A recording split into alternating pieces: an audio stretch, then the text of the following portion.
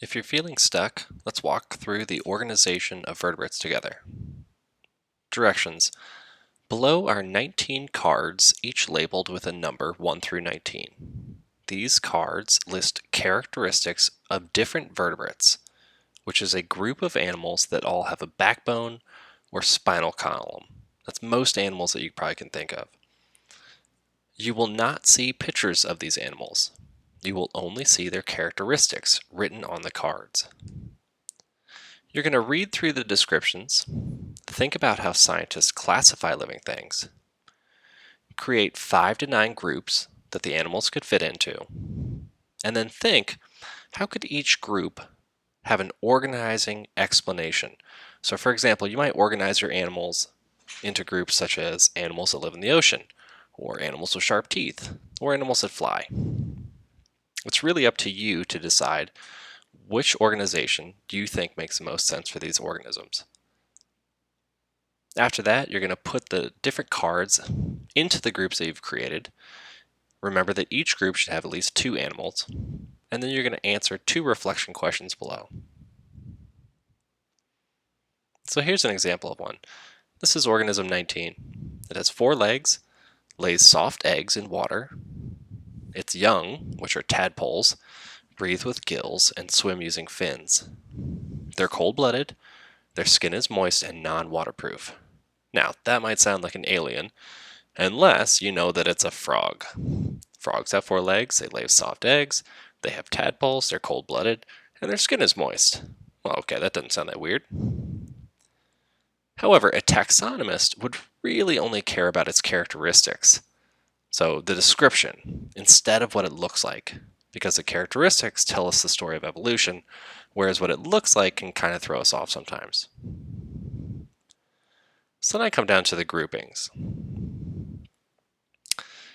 So here's an example. It shows group 1. In the top, we're going to write a reason for the group next to the group number. On number 2, we're going to write the numbers of the animal cards that fit into the groups below. So I have 9 possible groups. I need to make at least 5, but I may want to go all the way up to 9. Remember, each group needs at least 2 organisms. All right, so let's check out some of the things I'm working with here. All right, so here's my first set of organisms. Number 1, swims in the ocean using flippers and fins. It's blue in color, strains small ocean creatures out of the water, breathes with lungs, warm-blooded, feeds young with milk, has a few hairs, and is the largest animal ever to live. Okay, number 2, swims in the ocean using fins, bluish in color. Now immediately I'm stopping and thinking, well, number 1 swims in the ocean, number 2 swims in the ocean, number 1 is blue, number 2 is blue, maybe there's a connection there. Number 2 has sharp teeth, catches small fish, breathes with gills, cold-blooded, lays soft eggs. Okay, so I'm seeing some differences, but I'm really interested by these first 2. Number 3, swims in the ocean using fins. Well, there's that again. So 1, 2, and 3 all swim in the ocean using fins.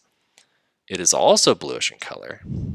It has sharp teeth, breathes with gills, catches small fish with sharp teeth, is cold-blooded, cartilage instead of bones, young are born alive.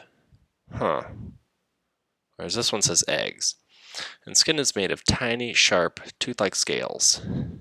Well, I'm looking at these 1, 2, 3. Now, if this wasn't an example, I would take time and read all 19. However, I'm noticing that these first 3 have a lot of similarities. So maybe let's go with the first 2. So I really like that organism 1, 2, and 3, they all swim in the ocean. They're all blue in color, so maybe that'll be my first grouping. So group 1 are organisms that swim in the ocean and are blue. All right, so my first group, I know I can put in organism 1, 2, and 3. So I got 1, 2, 3. You could also do 1/2/3, whatever's easier for you.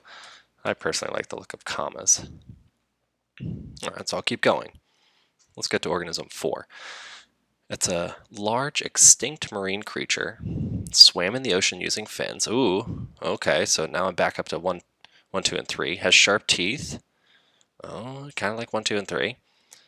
Breathes with lungs. Caught small fish with sharp teeth. Oh, these ones kept small fish. Probably cold-blooded. Young were born alive. So now it's seeming like 3 and 4 are very closely together. So maybe I'll reorganize a little bit. So maybe I'll just do swims in the ocean as blue is 1 and 2. Whereas group 2, all of a sudden, maybe I want to change it up. Maybe this next group will be, has sharp teeth, young born alive, young born alive. Okay, so group 2 is organisms that have sharp teeth and young are born alive. And that's going to hold group description 3 and 4. All right, now you can see I can keep on going through the organisms. It's, of course, fine to keep reorganizing these groups as I come across some other things. Maybe I'm going to stick some organisms later on into some of the earlier groups, or I might move some of my first animals into later groups.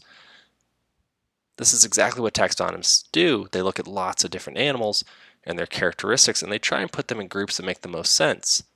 So you notice I had 1, 2, and 3 together, and then split it up so that 1 and 2 are together, and 3 and 4 are together. But maybe I'll go back and change things around. The big idea is that you want to end up with 9 groups. Each group should have sort of characteristics that make it different than all the other groups, and each group should have at least 2 organisms.